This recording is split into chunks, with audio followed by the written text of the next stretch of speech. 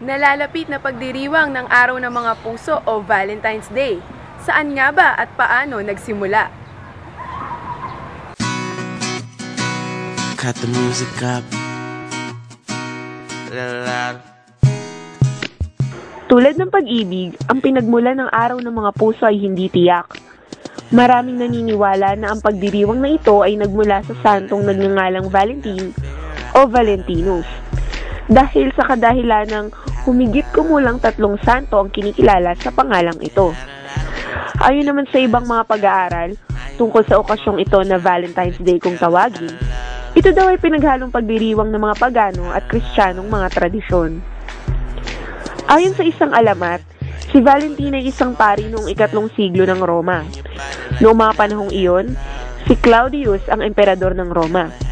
Nagpasya siya na ipagbawal ang pagpapakasal. Ipinagbawal ang pagpapakasal noong panahong iyon upang maiwasan ang kalungkutan ng mga sundalong ipinapadala nila sa digmaan. Nababawasan daw kasi ang husay sa pakikipaglaban kapag nalulumbay ang mga sundalo at hinahanap nito ang kanilang mga pamilya at asawa. Inisip ni Claudius na walang magiging dahilan para maging malungkot ang mga sundalo kung mag-isa lang sila sa buhay. Dahil ang pag-uutos na ipagbawal ang pagpapakasal ay di makatarungan, naisip ni Valentine na sumuway sa batas ni Claudius. Pinagpatuloy niya ang pagbibigay ng sakramento ng kasal at ginawa niya ito ng patago.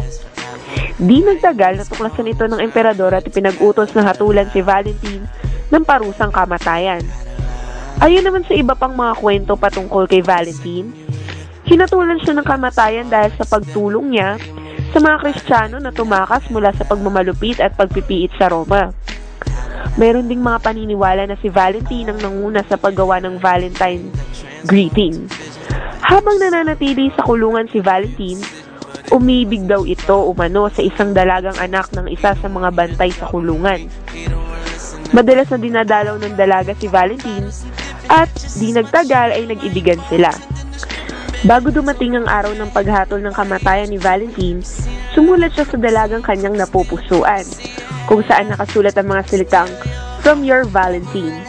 Kahit na hindi tiyak ang kasaysayan ng santong si Valentine, isa pa rin siya sa pinakasikat na santo sa England at France. Tulad nga ng kanta ni Rihanna, "Valentine found love in a hopeless place."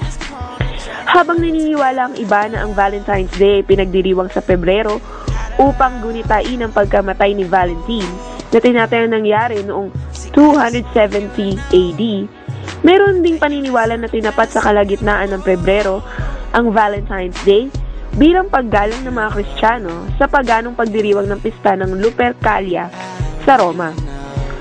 Ang Pebrero ay umpisa ng panahon ng tagsibol na itinuturing na simbolo ng pagiging busilak sa panahong iyon. Ang mga taga-Roma ay naglilinis ng kanilang mga bahay. Kasabay nito ang Lupercalia na nag-uumpisa sa 15 ng Pebrero. Ang Lupercalia ay fertility festival. 2 dahilan ang pinagmulan ng pagdiriwang nito.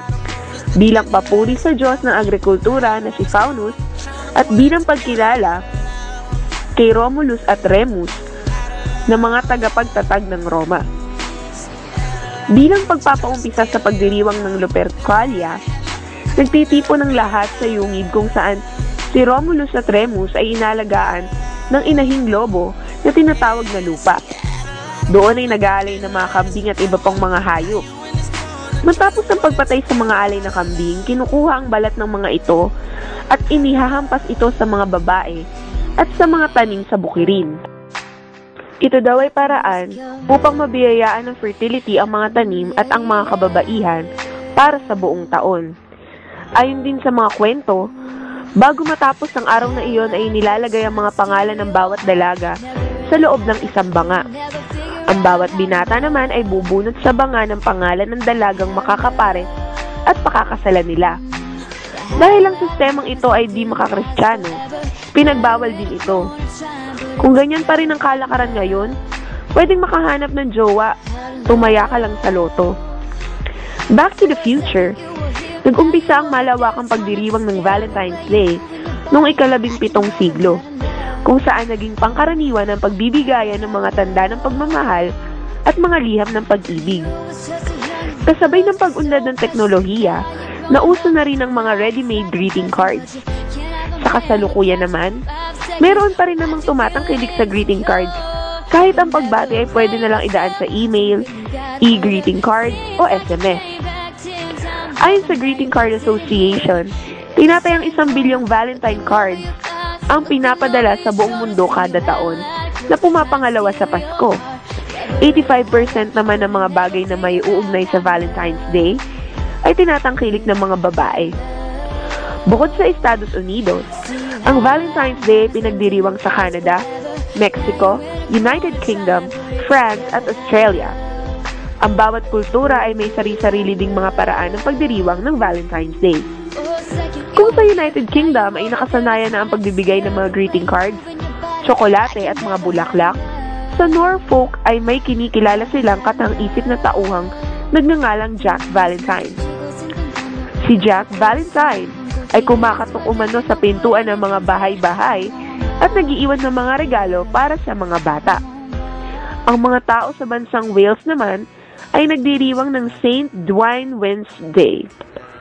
Ang mga tao sa bansang Wales naman ay nagdiriwang ng St. Dwyn Wednesday bilang paggunita sa kamatayan ni St. Dwynwen, ang patron saint ng mga nag-iibigan.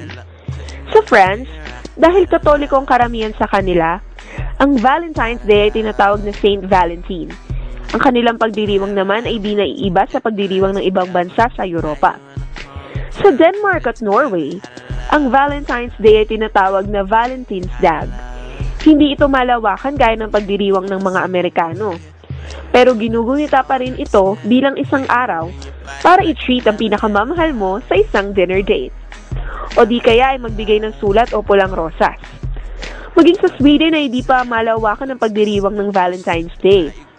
Kaya naman pinopromote pa ito ng mga flower distributors. Sa Finland, ang Valentine's Day ay kilala bilang Istavanpäivä, na ang ibig sabihin ay araw ng pagkakaibigan. Ito ay pinagdiriwang di bilang araw ng mga magkakasintahan, ngunit bilang araw ng pagtanda sa lahat ng friends mo. Parang mas okay yun, di ba? At least kahit single ka, di ka lonely basta may friends ka. Sa Slovenia naman, ay may paniniwala na si Saint Valentine ang magpapatubo ng mga ugat ng halaman. Kaya naman ang Valentine's Day ang unang araw na nagbabalik ang lahat ng Slovenians sa paggawa sa bukirin at nag-uumpisang magtanim.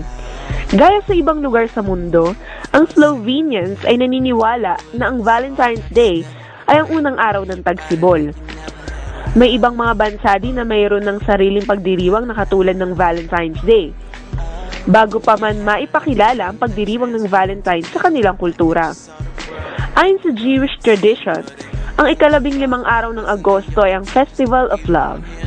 Nakagawian na noon na ang mga dalaga ay nakaputing bestida habang nagsasayaw sa ubasan kung saan naroon din ang mga binata. Sa kasalukuyan naman, ang August 15 ay kilalang araw para sa marriage proposals, upang magtapat ng pag-ibig o para magbigay ng mga regalo tulad ng greeting cards at mga bulaklak. Sa mga bansa sa Latin America tulad ng Mexico, Costa Rica, Ecuador at Puerto Rico, ang Valentine's Day ay kilala bilang Dia del Amor, la Amistad o Day of Love and Friendship. Sa araw na ito ay karaniwan na gumagawa ang Latin Americans ng gestures na magpapakita ng kanilang appreciation sa kanilang mga mahal sa buhay. Sa Brazil, bago pa man mauso ang Valentine's, tuwing Pebrero ay mayroon na silang Dia dos Namorados o Lover's Day o Boyfriends and Girlfriends Day na ipinagdiriwang tuwing ika-12 ng Hunyo. Ito ay pinagdiriwang isang araw bago ang feast day ni Saint Anthony, na patron saint ng mga nais magpakasal.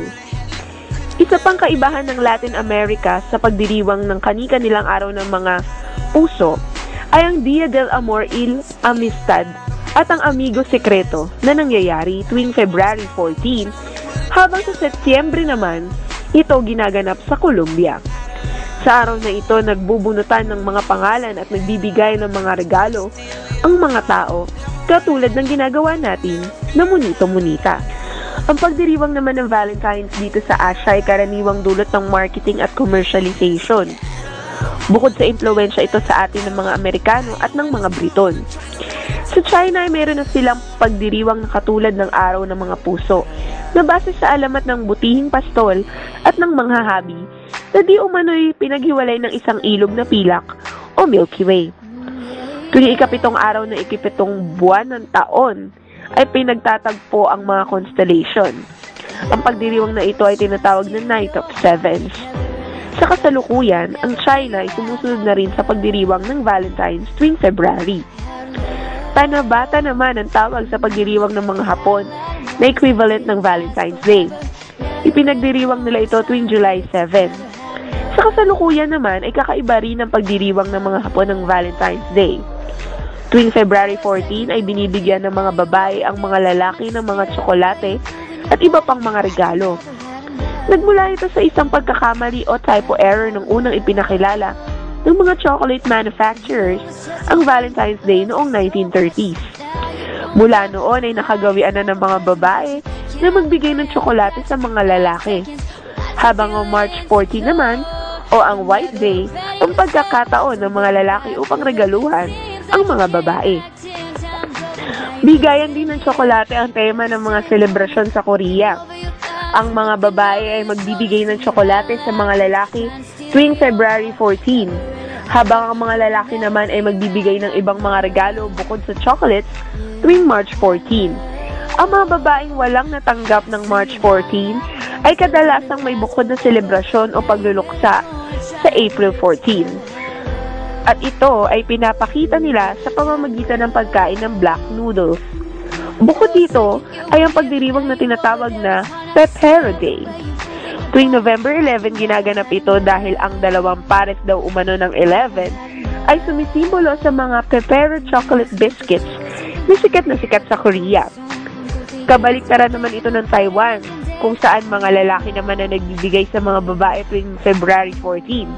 Habang ang mga babae naman ang magre-regalo sa mga lalaki pagdating ng March 14. Sa India, hindi malawakan ang pagdiriwang ng Valentine's Day bukod sa pagsusulat ng mga love letters at mga espesyal na mga programa sa TV at radio. Kontaminasyon mula sa kanluran naman ang turing ng tradisyonal na Islam sa Valentine's Day. Kaya ang pagdiriwang nito ay pinagbabawal sa mga Islamic countries katulad ng Iran, Pakistan, Saudi Arabia at iba pa. Naniniwala ang mga Muslim na ang Valentine's ay makakasira sa mga tradisyon ni Allah, katulad ng arranged marriages. May ban para sa mga Valentine's item sa ilang mga lugar. Ngunit may mga tao pa rin na di magpapapigil na ipagdiwang ang araw na ito kasama ang mga taong malapit sa kanilang mga puso.